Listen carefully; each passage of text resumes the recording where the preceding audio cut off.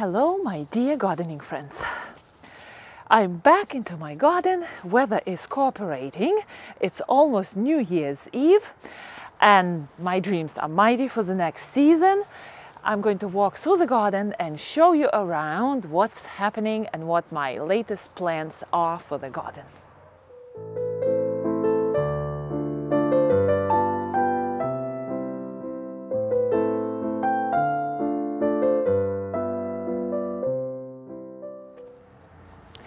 You probably would think what the story with this lumber is. Well, I'm planning to build my own arch in the garden, or it's a fairly big project for me because I'm not really a carpenter, but I know a little thing here and there, and this arch is not going to be a very professional looking.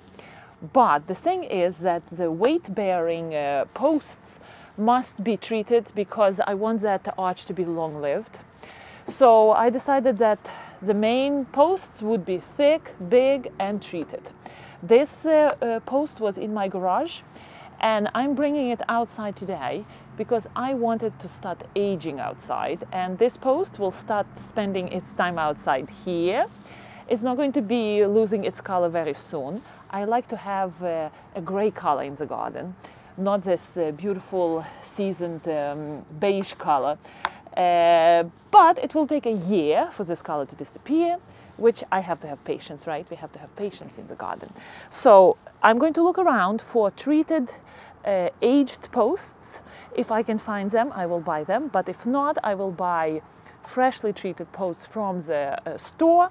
I will bring them here, 3 more of them, or even more, because I want to do these 4 as vertical weight-bearing poles, and then I will have to do also a horizontal post, which has to be also treated, because they will be carrying a lot of weight from hopefully my beautiful climbers, which I'm going to plant on both sides, or ramblers.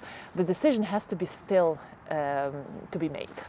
I also came up with the idea how I'm going to make this arch looking a little bit more gardening than those standard traditional arbors for sale from our stores, pre-made ones. So what I'm going to do, you see this mulberry tree at the back? There is a mighty struggle going on right there, and I will show you around. Come with me, I will bring the camera there and I will show you what's going on there between the mulberry tree and our beautiful yew shrub growing at the back of our property. So here we are.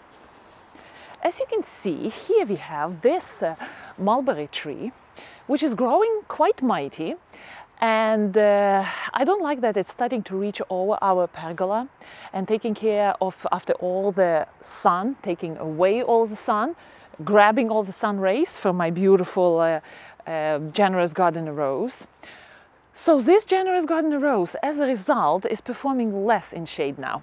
So what's happening, this maybe in a month or so, when the weather will become very cold, we will go up and we'll take these several branches which are reaching out that way over the pergola, and I will use this wood and also wood from the front of our maple trees, which also have to be trimmed.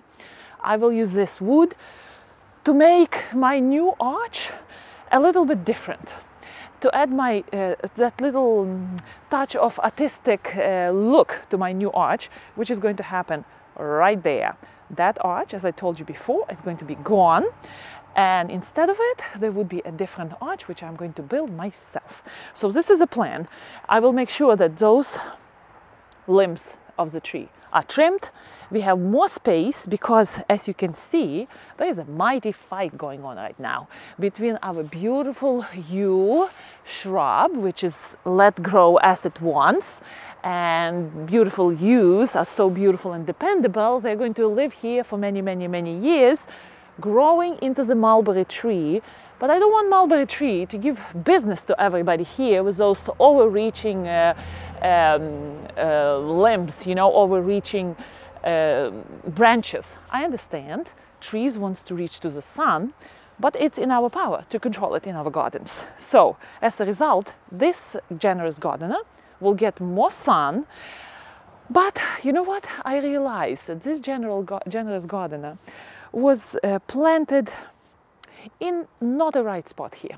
You can see that it cannot reach all the way over the pergola and take over and start blooming on top of it, because generous gardener is a medium-sized climber. It only climbs to 15 feet, and you can see it. It's an 8-year-old shrub, and it cannot reach on top of pergola and start blooming there.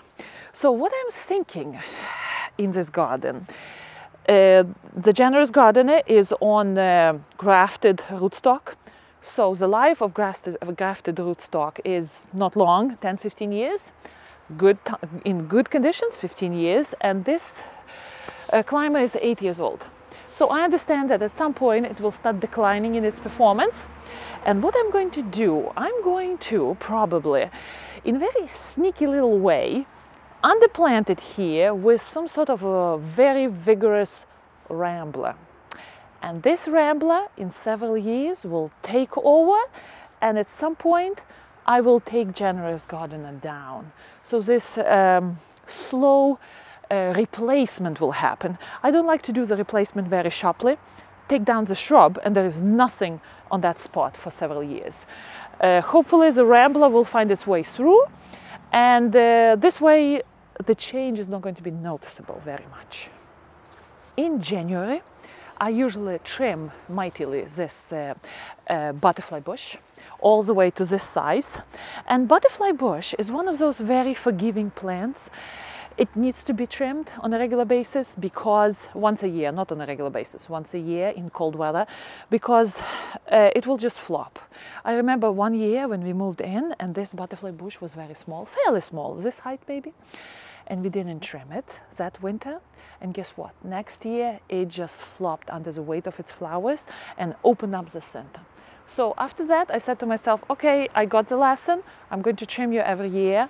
And in January, February, when the weather is cold, I give this beautiful butterfly bush a nice haircut. And it performs here many years already, and it delights us all with beautiful, wonderful blooms. And butterflies just fill our garden with their beautiful wings, and it's just a good thing to have in any garden. Some people say that butterfly bushes can be invasive. Not in my garden. I don't have any problems with this bush here, performing well. Now let's look at my beautiful performer, Lady of Shalott. Now, Lady of Shalott has the prime spot in my garden. And I'm always wondering why this shrub is behaving so well, performing so well in my garden. You know what? There are two things going for this Lady of Shalott here. First, the roots are in shade. We have the sun, the morning sun moving on this side, and it loves it here. Plus, the steps here are shading the root zone of the rose, and I'm sure that rose reached all the roots under the steps, where there is a lot of moisture there. It doesn't get, the sun doesn't get there, so it stays wet longer there. So this rose has access to a beautiful source of, moisture. Plus, as you can see, there are two roses planted here. They're 8 years old, going into their 9th year. And why I'm not worrying about the longevity of this rose is because it's own root. And own root roses live much longer, and I like that on roses. Plus, when you look closely at the, where the rose meets the ground, right now it's covered for winter. You see how wide it is? And I have a feeling that because grafted roses have such a small space to create new shoots, they're not as wide and as proliferous in canes as the own root roses. I might be mistaken. By observing this rose and other roses in my garden, I can say that own root roses, and I like own root roses better, own root roses perform longer, and I say they're more bushier. So this is my Lady of Shalott doing very well here. All right, here we have roses coming to this spot right here. Here we have our arch, which surprisingly is holding very well. It's 3 years old already. It's not treated wood.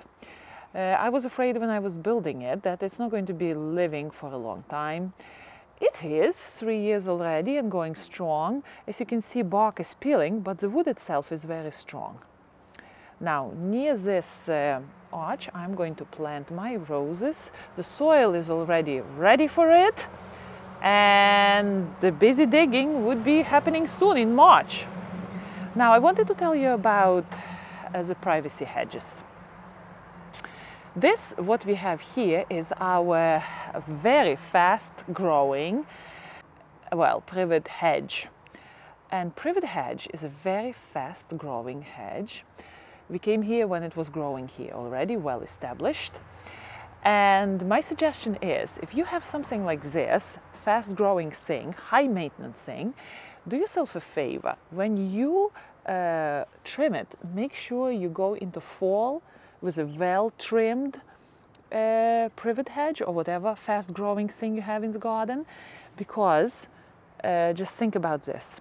When the plant goes into the fall, it makes sure it collects all the nutrients for the winter in its root system. And if you trim all the green leaves from the plant going into fall, you deprive it of energy, and that energy would be used by the plant to push new growth in spring. So if you make sure that your plant is well trimmed going to the fall, it wouldn't have so much energy to push all the new healthy growth in spring.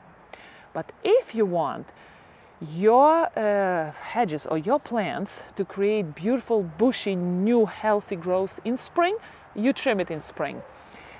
Plant has plenty of energy to push new shoots and use all the energy it's stored during fall on a healthy foliage to create new foliage in spring. So with this privet, I make sure that I trim it all very well going into fall, because I don't want to deal with lush, beautiful growth on it every spring. This is our little birdie house, and there were a lot of different birds. I always laugh with my kids because I see sometimes fat little chickadees trying to fit in, and they are too fat to go in, and it's just a sight to laugh at. Now my compost pile is there, tucked in. Doesn't look very, what shall we say, organized, but what can you do? That's the best what I can do on my small property. What else can I show you? Look at this color. This is our major Wheeler honeysuckle. Isn't it lovely looking? Everything is so dull and green. Well, if it's green, it's good, but look at this color. I like it against my holly, the green mass of holly.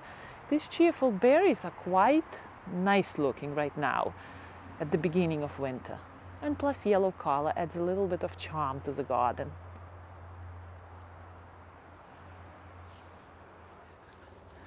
All right, so that is it. A little chat and a little walk in my garden, talking about plants for the future.